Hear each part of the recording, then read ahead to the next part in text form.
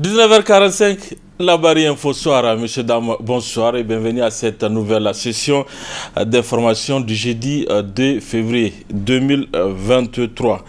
Le 27e indice annuel de perception de la corruption a été publié il y a quelques jours de cela par l'organisation non gouvernementale Transparency International. Sur 180 pays, le Niger a été classé cette année 124e avec une note toujours en deçà de la moyenne. El Hadji Idi Abdou, acteur de la société civile et défenseur des droits humains, s'est prononcé par rapport à l'état de la corruption au Niger. Il faut avoir au moins une moyenne, c'est comme à l'école. Il faut au moins avoir une moyenne, et la moyenne, il faut avoir au moins 50 sur 100. Nous, on n'a jamais dépassé la note de 35. En 2014, en 2016, je crois, le Niger a eu la note de 35. Et après, on a chuté jusqu'à 31. Et maintenant, je crois que pour le moment, c'est peut-être le discours du président s'agissant de la lutte contre la corruption qui a fait mouche et qui a fait que le Niger gagne un point, et nous allons voir l'année prochaine. Il faut rappeler que le Niger fait partie des pays qui stagnent. Il stagne et n'arrive pas à faire du progrès. Et on espère que ça va avancer et que de 32 là, on va remonter la pente. Vous voyez des pays comme le Bénin, a 43 sur ça. Le Bénin a fait un gros progrès. Beaucoup de pays font des progrès. Nous, on n'a jamais dépassé 35 sur ça. 3,5 sur 10. On est toujours dans une note médiocre. 32, c'est 3,2 sur 10. Donc, on n'a qu'une note de 3,2 sur 10. Et quand vous regardez ce qui se passe dans notre pays, ça explique évidemment ce qui se passe.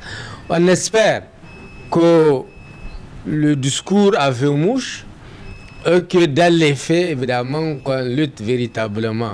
Parce que l'inquiétude est que la corruption est une vraie menace pour la paix. Et justement, par rapport à la corruption au Niger, je vous donne lecture de ces communiqués de presse du syndicat national des agents des douanes. Le bureau exécutif national du syndicat national des agents des douanes, à l'issue de sa réunion ordinaire du 1er février 2023 et après analyse de la situation née de la publication dans une certaine presse à la recherche du sensationnel et sur les réseaux sociaux de la mise aux arrêts de certains camarades agents des douanes, rend la déclaration dont la teneur suit. Considérant la transmission par la Alcia de certains dossiers présumés de détournement des deniers publics de la douane auprès des institutions judiciaires, considérant les informations grotesques et mensongères créées et entretenues dans les réseaux sociaux et relayées par la presse sur certains camarades agents du cadre des douanes, considérant que la plupart de ces informations constituent en réalité des contre-vérités et non que pour seul objectif de porter gravement atteinte à l'honneur et à la dignité de l'administration des douanes et de ses agents, considérant que le principe sacro-saint de la présomption d'innocence est reconnu de tous. Le bureau exécutif national du syndicat national des agents des douanes fustige et condamne la cabale médiatique de médisance et de dénigrement orchestrée contre l'administration des douanes et ses agents, s'offusque de la légèreté avec laquelle les auteurs de ces comportements malveillants jettent à la vindicte populaire l'honneur et la dignité des camarades mis en cause, alors que ceux-ci ne sont encore que des simples prévenus. Sait-on de la célérité et de la sélectivité avec lesquelles les dossiers de la douane ont été transmis à l'institution judiciaire pour suite à donner, parmi plusieurs autres ici, des investigations menées dans les différents services étatiques. réaffirme sa confiance à la justice de notre pays tout en exhortant cette dernière à un traitement diligent et équitable de tous les auteurs de tous les autres dossiers. Se réserve le droit de saisir à son tour les juridictions compétentes quant aux allégations diffamatoires dirigées contre les agents des douanes et leur administration.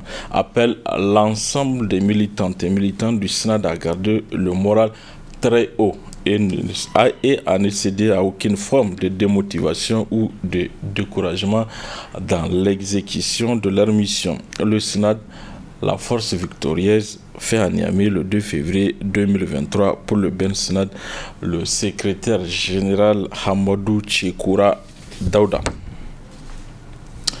Du 30 au 31 janvier dernier s'est tenu à Niamey un forum sur l'organisation d'IH, une activité organisée par le gouvernement à l'intention des agents de voyage et de pèlerinage. Quel est le bilan que tirent ces agences de ce forum? Élément de réponse dans ce reportage signé Ismaël Moumni et Asser Seydou. Trouver la meilleure formule afin de mettre fin au quoi que subissent les pèlerins nigériens, objet d'un forum initié par les autorités du pays. Activité au cours de laquelle les recommandations sont formulées par les agences de pèlerinage. D'abord, ce qu'il faut prioriser, c'est le transport. Parce que nous avons bel et bien dit que si on nous garantit le transport, je crois que le reste ne sont que le complément d'effectifs. Et le transport là ne peut être garanti tout en mettant notre compagnie nationale qui est Niger Airways en exergue. Pourquoi je dis ça? L'autorité saoudienne, plus précisément la GACA, ne reconnaît que la compagnie nationale. Et c'est la seule compagnie que nous avons aujourd'hui. On est fiers quand on dit que Niger Airways. Il faut voir, il y a Air Burkina, il y a Air Sénégal, il y a Air Côte d'Ivoire. Pourquoi les gens ne veulent pas vraiment en tirer profit de cette compagnie pour pouvoir vraiment acheminer le pèlerin à temps et le ramener à temps? Donc c'est pourquoi la première des recommandations, c'est sur le transport. Secondo, c'est l'encadrement. L'encadrement, nous avons bel et bien expliqué et nous avons fait des recommandations. Il y a aussi la restauration et il y a l'hébergement. Et tout ça là, c'est-à-dire c'est un travail qui revient aux agences, mais nous n'avons pas exclu effectivement le COHO parce que c'est une autorité qui coiffe le Hajj et de nous accompagner. Les agences de voyage pour le Hajj et la Umrah endossent la responsabilité de la mauvaise organisation du pèlerinage au Haut Commissariat à l'organisation du Hajj et de la Umrah COHO. En toute sincérité, le COHO ne joue pas son rôle. Pourquoi je dis ça? Aujourd'hui, toutes les agences que vous voyez se battent jour et nuit pour voir les pèlerins dans des conditions les meilleures, des conditions idéales, confortables, et que le COHO veut à tout prix s'accaparer de ce qui ne revient pas des droits. Le COHO ne connaît pas l'organisation du Hajj, mais elle est là pour superviser. Et nous sommes d'accord qu'elle nous supervise. Donc elle doit rester là où Allah l'a placée. Et laissez-nous les agences, parce que vous n'êtes pas sans savoir que nous sommes des opérateurs économiques. Et c'est nous que les pèlerins connaissent, et non quelqu'un d'autre. Si aujourd'hui nous avons des contentieux avec un pèlerin, il n'a rien à voir avec le COHO. C'est nous les agences. Et tu penses que les agences, c'est comme aller dans une boutique n'importe où acheter des produits? Non. Quand tu vois un pèlerin venir s'inscrire dans une agence, il faut mettre en tête que si ce n'est pas son parent, c'est un ami, ou bien c'est par l'intermédiaire d'un de ses parents qu'il est venu s'inscrire. Et nous ne souhaiterons pas aujourd'hui, si nous amenons un pèlerin en Arabie Saoudite et qu'il revient pour dire à celui qui l'a orienté vers nous, il a été maltraité ou quoi. Mais je dis bien mais, il y a des agences de mauvaise foi, des agences malhonnêtes. On ne peut pas dire que nous tous nous sommes parfaits. Mais sur ce point, nous-mêmes, nous avons toujours dit au COHO, toute agence qui ne respecte pas ce qui a été dit dans le texte, le cahier de charge, au retour, il faut la sanctionner. Et ceux qui ont vraiment triomphé, qui ont taillé la part de l'eau, il faut les féliciter. Mais ce n'est pas ça l'objectif du COHO, c'est toujours jeter des discrédits sur les agences. Les agences demeurent optimistes quant à la prise en compte de leurs doléances afin de permettre à leurs clients un pèlerinage réussi.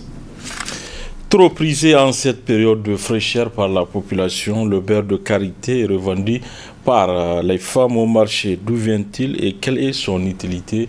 Élément de réponse dans ce reportage signé Nafissatou Yahya et Boubacar Soleil. Utilisé depuis des décennies en Afrique pour soigner et masser les nourrissons, le beurre de karité est une huile végétale comestible extraite des fruits du karité. Ce produit trop prisé en cette période de fraîcheur est commercialisé sur le marché par des femmes.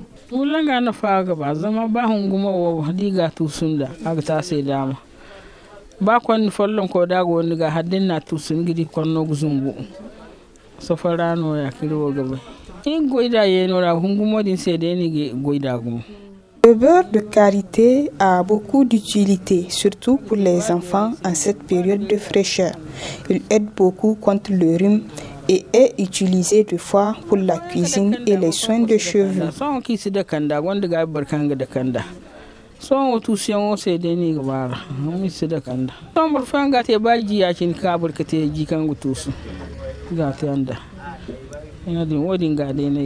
Riche en vitamines A, E et D, le karité est un arbre qui pousse principalement dans les savanes de l'Afrique de l'Ouest et du centre.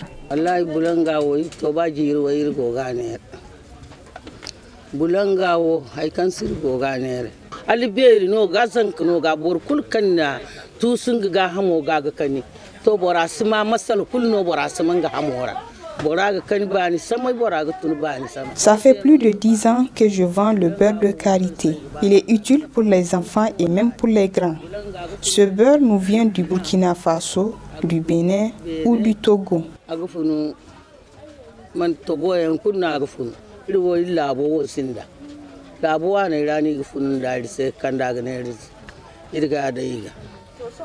Employé jadis par les peuples africains dans l'alimentation comme dans les soins, le beurre de karité trouve aujourd'hui une place de choix dans le domaine de la cosmétique. On constate ces temps-ci à Niamey un changement de température, notamment dans la journée. Est-ce qu'on tend vers la fin de la saison froide? Élément de réponse dans cet extrait de Ousmane Bawa. Il est responsable prévision à la météorologie nationale du Niger. Le mois de février en question a été toujours un mois de transition, c'est vrai, un mois de transition entre la saison sèche froide et la saison sèche chaude. Mais pour le moment, nous ne sommes pas encore là parce que le plus souvent c'est en fin février, début mars que nous commençons à sentir cette variation significative. Mais pour le moment, c'est juste une variation diurne, c'est-à-dire une variation du temps du jour au lendemain. Donc, par rapport à la baisse des températures, d'abord, et également à cette variation des températures, tantôt il fait chaud dans la journée et en cours de nuit, il y a la fraîcheur. Ça, c'est normal. Ça, ce sont les caractéristiques du temps de l'harmattan, le temps de la saison sèche-froide. Donc, pour me résumer, c'est vrai que pendant l'harmattan, nous avons toujours la poussière qui est en présence, n'est-ce pas? Nous avons une prévalence de la poussière parce que la zone source qui se trouve au niveau du Tchad, n'est-ce pas, elle sera active. Et le plus souvent, cette période-là, nous allons constater qu'il y a toujours de la poussière sur le pays. Mais à partir entre le 20 janvier et le 31 janvier 2023, le temps qui avait prévalu, c'était un temps dégagé. Quand je parle de temps dégagé, c'est-à-dire on n'a pas de poussière en suspension. Nous n'avons pas également de la couverture nuageuse parce que pendant cette période, nous avons aussi le passage parfois des vents qui sont très forts en altitude. Et ces vents-là font en sorte qu'il y aura une perturbation dans nos régions en termes vraiment météorologiques. Et cette perturbation-là va engendrer quelques couvertures nuageuses. Mais nous l'avons hier observé à partir du 20 au 31 janvier 2023. La deuxième que je pouvais donner, c'est par rapport à la variation en tant que telle des températures à partir de la troisième décade du mois de janvier et ce que nous sommes en train d'observer en début du mois de février. Parce que de façon globale, les températures du 1er et du 2 février sont en hausse significative sur le pays. En hausse significative, à peu près 3 à 7 degrés Celsius en hausse sur le pays en termes de température, les plus basses que nous avons observées au cours de la troisième décade du mois de janvier 2023. Donc, tous ces facteurs font en sorte que nous ressentons, l'être humain ressent n'est-ce pas, cette variation, et cette variation qui est brusque, cette variation de 10 degrés Celsius fait en sorte que nous ressentons vraiment cette sensation, n'est-ce pas, de chaleur et de froid en cours de nuit. Mais à partir du 1er février, nous avons la poussière en suspension qui avait commencé. Nous avons de la poussière en suspension. La zone sous qui est sur le Tchad est active. Et à partir du 1er au 2, nous avons des visibilités de 100-300 mètres sur l'est du pays. Et cette poussière elle est en train de se propager sur la partie ouest du Niger, c'est-à-dire ça va toucher Tawa, Maradi, Niamey, Dosso et Tillabéri pour les prochaines heures. Donc les jours à venir, comme nous pouvons l'observer ici, vous voyez très bien, nous avons les températures quand même qui sont en baisse sur le pays. Mais comme à partir d'aujourd'hui, cette poussière-là va commencer à se décanter, on va assister à la phase de dépôt. Nous allons avoir pour le prochain 48 à 72 heures des températures qui seront aussi en hausse sur le pays de façon globale. Voilà, messieurs et dames, fin de cette édition. Merci à vous de l'avoir suivi. Au revoir.